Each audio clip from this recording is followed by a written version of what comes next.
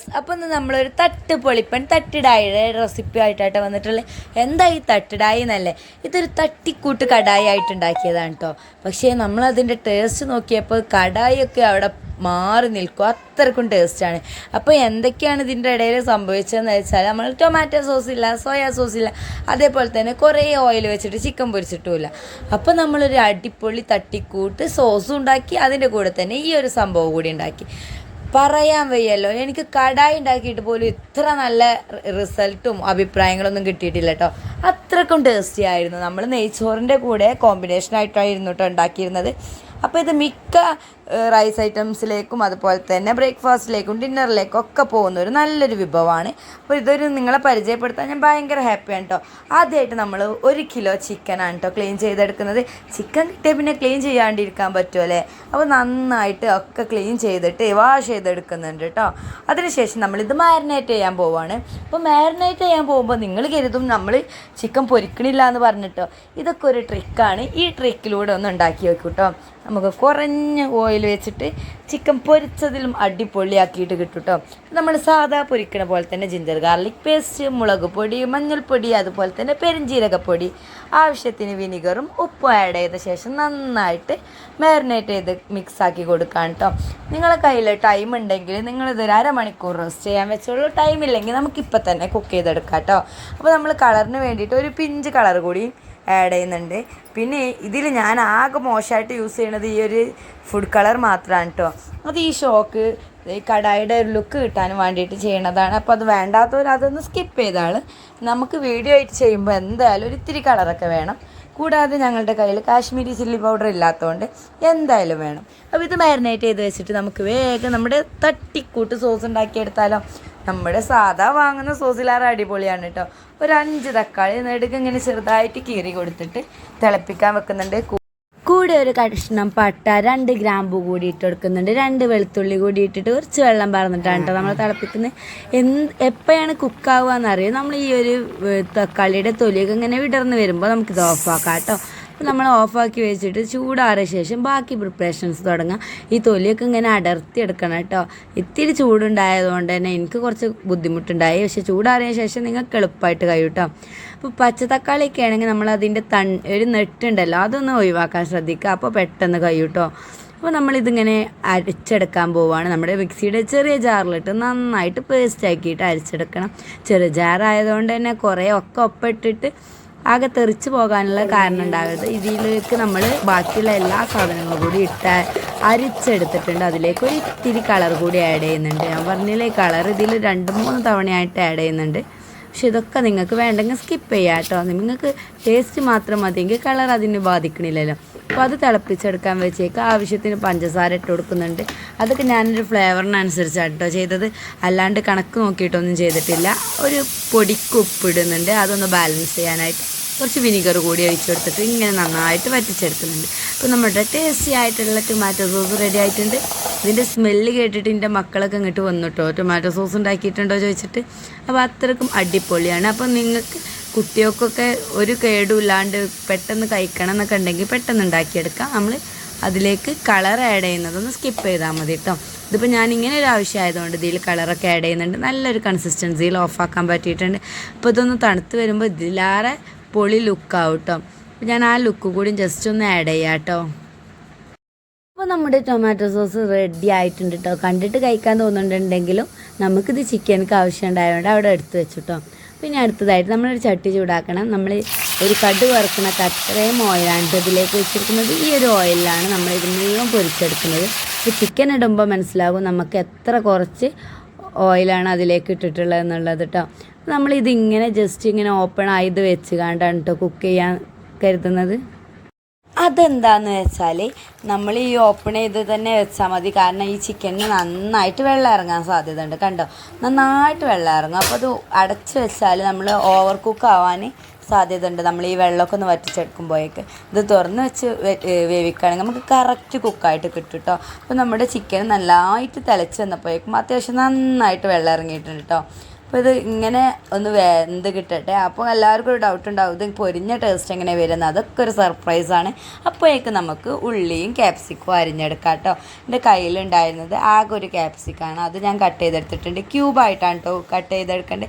അതുപോലെ തന്നെ ഒരു 6-7 വലിയ ഉള്ളി കട്ട് ചെയ്തെടുത്തിട്ടുണ്ട്. കുറച്ച് വെളുത്തുള്ളി ഇങ്ങനെ വട്ടത്തിൽ കട്ട് ചെയ്തെടുത്തിട്ടുണ്ട്. വെളുത്തുള്ളി ഇതിൽ മെയിനാണ്. നമ്മൾ വെളിച്ചെണ്ണ ചൂടാക്കിയിട്ട് അതിലേക്ക് ആ വട്ടത്തിൽ കട്ട് ചെയ്തെടുത്തിട്ടുള്ള വെളുത്തുള്ളിയാണ് കേട്ടോ ഇട്ട് കൊടുക്കുന്നത്. അപ്പോൾ നമ്മളത് നന്നായിട്ടൊന്ന് മൂത്ത് വരുന്നവരെ വെയിറ്റ് ചെയ്യുകയാണ്. അതിന് ശേഷം നമ്മൾ വലിയുള്ളി ആഡ് ചെയ്യാൻ പോവാണ് കേട്ടോ. അപ്പോൾ ക്യൂബായിട്ടുള്ള അരിഞ്ഞിട്ടുള്ള വലിയുള്ളി കൂടി ഇട്ട് കൊടുത്ത ശേഷം നന്നായിട്ടൊന്ന് ഇളക്കിയെടുക്കണം കേട്ടോ. പിന്നെ ഇതൊക്കെ നമ്മൾ നന്നായിട്ട് വഴറ്റിയെടുക്കണം എന്നൊന്നും ഞാൻ പറയുന്നില്ല. ജസ്റ്റ് ഒന്ന് കുക്കായാൽ മതി. ആവശ്യത്തിന് കറിവേപ്പില കൂടി വാഷ് ചെയ്തിട്ട് ഇട്ട് കൊടുക്കുന്നുണ്ട്. പിന്നെ ഒരു പച്ചമുളക് ജസ്റ്റ് ഇങ്ങനെ ഒരു 4-5 പീസാക്കിയിട്ട് കൂടി ഇട്ട് കൊടുക്കുന്നുണ്ട് കേട്ടോ. അപ്പോൾ അതുകൂടി ഒന്ന് മൂപ്പിച്ചെടുക്കാം. അപ്പോൾ നമ്മൾ ആ പച്ചമുളക് കൂടി ഒന്നിട്ടിട്ട് നന്നായിട്ട് വഴറ്റിയെടുക്കുക. അതിനുശേഷം നമ്മൾ ക്യൂബായിട്ട് കട്ട് ചെയ്ത് വെച്ചിട്ടുള്ള ക്യാപ്സിക്കാണ് ആഡ് ചെയ്യുന്നത്. ഞാൻ ഒന്നാണ് ആഡ് ചെയ്തിട്ടുള്ളത്. നിങ്ങൾക്ക് വേണമെങ്കിൽ 2 ആഡ് ചെയ്യാം കേട്ടോ. അതൊരു പ്രശ്നമില്ല. ക്യാപ്സിക്കം ഇല്ലാണ്ടിരിക്കരുത്. ക്യാപ്സിക്കത്തിൻ്റെ ഫ്ലേവർ ഇതിൽ മസ്റ്റാണ് കേട്ടോ. അതിൻ്റെ കൂടെ നമ്മളൊരു തക്കാളി കൂടി ക്യൂബായിട്ട് അരിഞ്ഞിട്ട് ഇട്ട് കൊടുക്കുന്നുണ്ട്. അത് ഗ്രേവി ഒന്ന് കൂടാനും വേണ്ടിയിട്ട് ജസ്റ്റ് ഞാൻ ചെയ്തതാണ്. വേണമെന്നൊരു നിർബന്ധമില്ല കേട്ടോ. അപ്പോഴേക്കും നമ്മുടെ ചിക്കനിലെ വെള്ളമൊക്കെ ഒരുവിധം വറ്റി വന്നിട്ടുണ്ട്. എണ്ണ നന്നായിട്ട് തെളിഞ്ഞിട്ടുണ്ട്. പിന്നെ ഈ എണ്ണയിൽ കടന്നിട്ട് ഒന്ന് മൊരിഞ്ഞെടുക്കണം. ഞാനിത് രണ്ടും അപ്പുറത്തും ഇപ്പുറത്തും വെക്കുന്നത് കൊണ്ടാണ് കേട്ടോ നിങ്ങൾക്കിങ്ങനെ മിക്സഡാക്കി പറഞ്ഞു തരുന്നത്. അപ്പം കൺഫ്യൂഷൻ ആവുമെന്ന് വേണ്ട. ഇത് ഓൾറെഡി ആദ്യം കുക്ക് ചെയ്ത് വെച്ചാൽ നമ്മൾ ആ ഒരു മസാല മാത്രം ഉണ്ടാക്കിയെടുത്താൽ മതിയാവും. അപ്പോൾ ഇതൊന്നും മൊരിയാനായിട്ട് വെച്ചിട്ട് നമ്മൾ ബാക്കി പ്രോസസ്സിങ്ങിലേക്ക് പോവുകയാണ്. ജിഞ്ചർ ഗാർലിക് പേസ്റ്റ് ഒരു ടേബിൾ സ്പൂണാണ് കേട്ടോ ചതച്ചിട്ട് കൊടുക്കുന്നത്. അത് മതിയാവും. നമ്മൾ ഓൾറെഡി വെളുത്തുള്ളിയും അതേപോലെ തന്നെ ചിക്കൻ മാരിനേറ്റ് ചെയ്തപ്പോൾ ജിഞ്ചർ ഗാർലിക് പേസ്റ്റൊക്കെ ആഡ് ചെയ്തതാണ്. അപ്പോൾ ഓവറായാൽ കുത്തൽ വരാൻ നല്ല ചാൻസ് ഉണ്ട്. അപ്പോൾ നന്നായിട്ട് അതൊന്ന് വഴറ്റി കൊടുത്ത ശേഷം നമ്മൾ ആദ്യം ഇടേണ്ട ഗരം മസാല ഇപ്പോഴാണ് കേട്ടോ ഇടുന്നത്. സാധാരണ ഞാൻ വലിയുള്ളി മാത്രം വഴറ്റുമ്പോൾ തന്നെ ഈ ഗരം മസാല ആഡ് ചെയ്യാറുണ്ട്.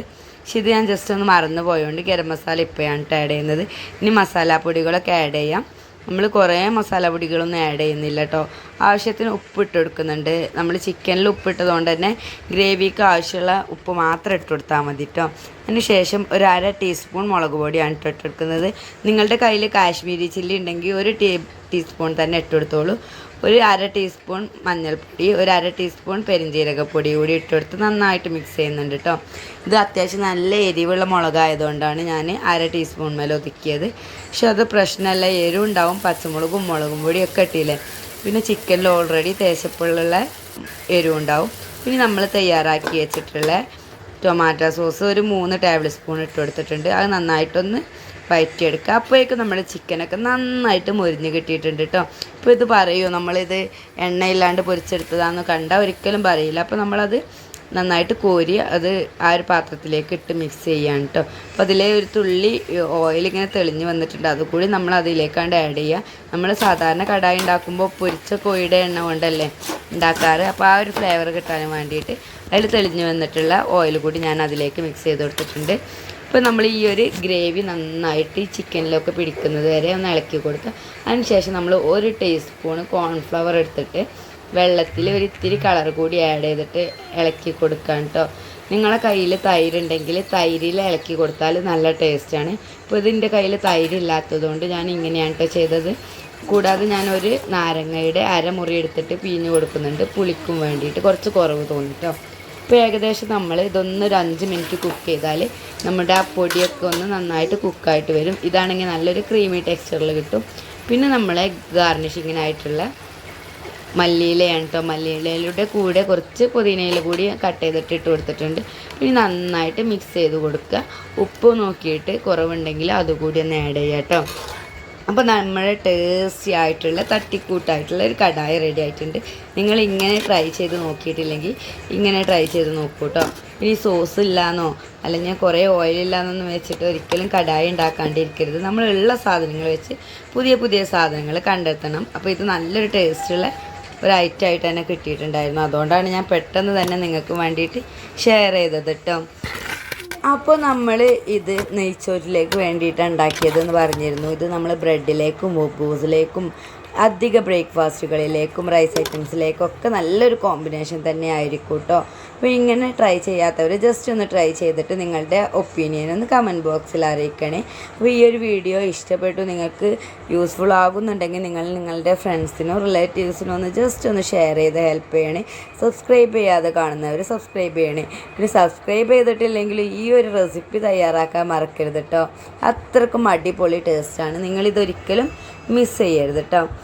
അപ്പോൾ നിങ്ങൾ ഷെയർ ചെയ്യുക, ലൈക്ക് ചെയ്യുക, കമൻറ്റ് ചെയ്യുക, സബ്സ്ക്രൈബ് ചെയ്യുക. നാളെ ഒരു നല്ലൊരു അടിപൊളി വീഡിയോ ആയിട്ട് കാണുന്നത് വരേക്കും ബായ്.